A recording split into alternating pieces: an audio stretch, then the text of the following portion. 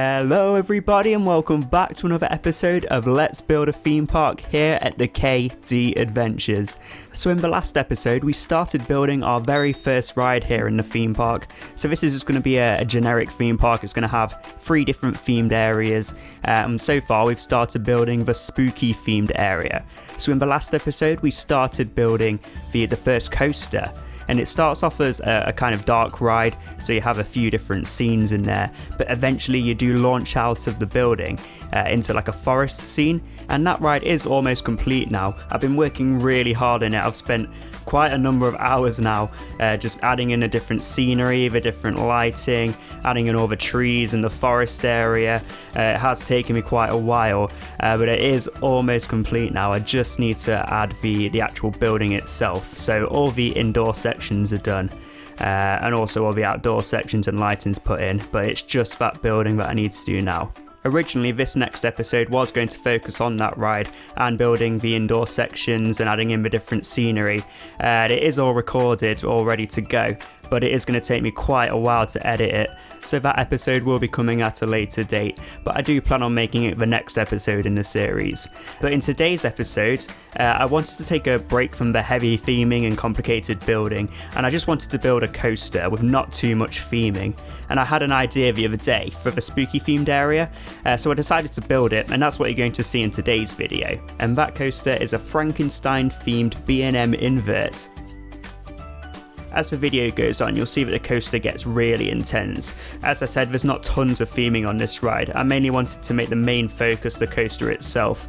However, it still does look good once all the lighting and all the station building's complete.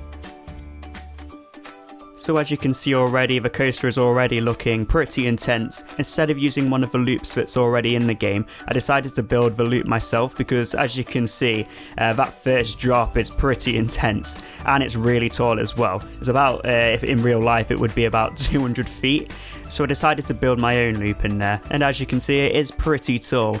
I included quite a few loops in this coaster actually, a lot of inversions, there's quite a few corkscrews in there as well. So yeah, it's a pretty intense ride, this one.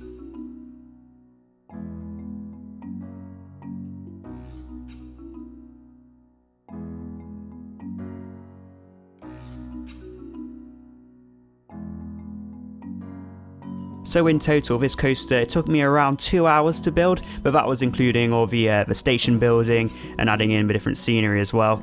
So yeah, about a total of 2 hours. So I've had to cut the video down and speed bits up, and I think I've got it down to about 15 minutes. So that's pretty good. I've tried to cut out most of the boring parts in this video because I can imagine you don't want to watch me just building walls for the whole episode. So I've tried to mainly focus on the coaster and the more exciting parts of the building itself.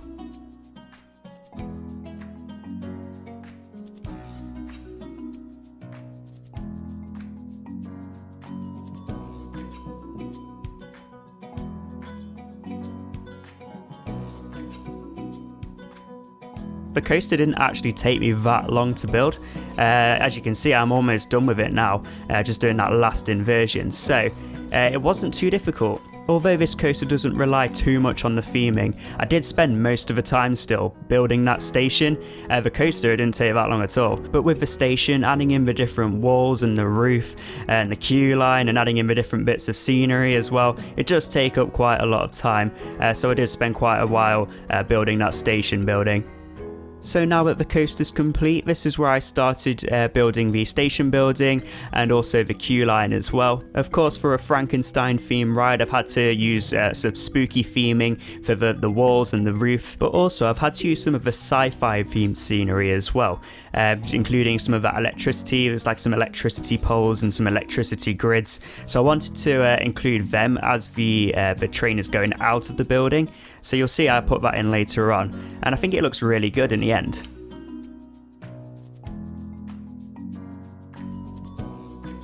So here's where I started to build the queue line.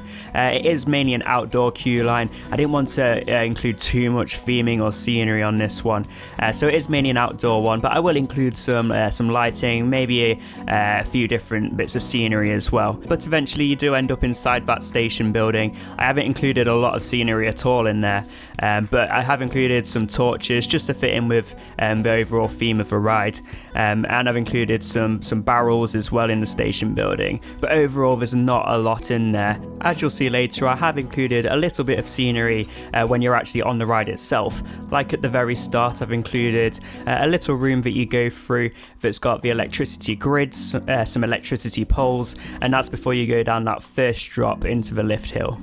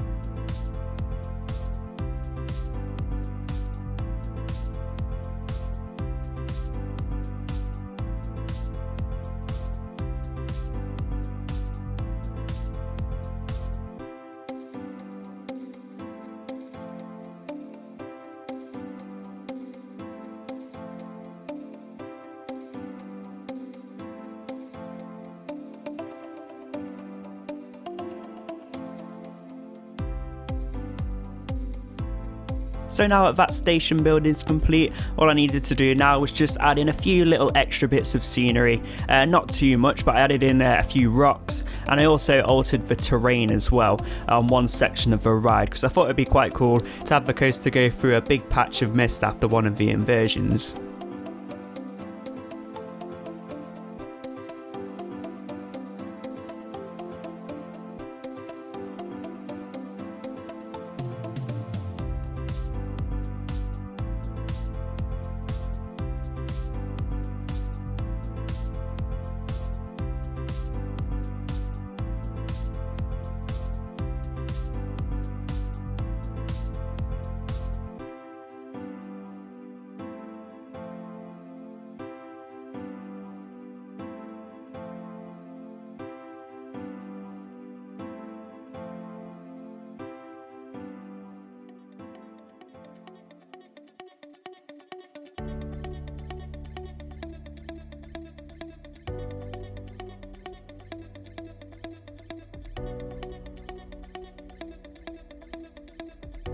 And finally, I just wanted to add in some lighting effects as well, because it looks great in the daytime, but when it comes to nighttime and it's completely dark, you can't even see the ride. So I thought I'd add in some different lighting, some green lighting and some purple lighting as well on that station building and around the track as well.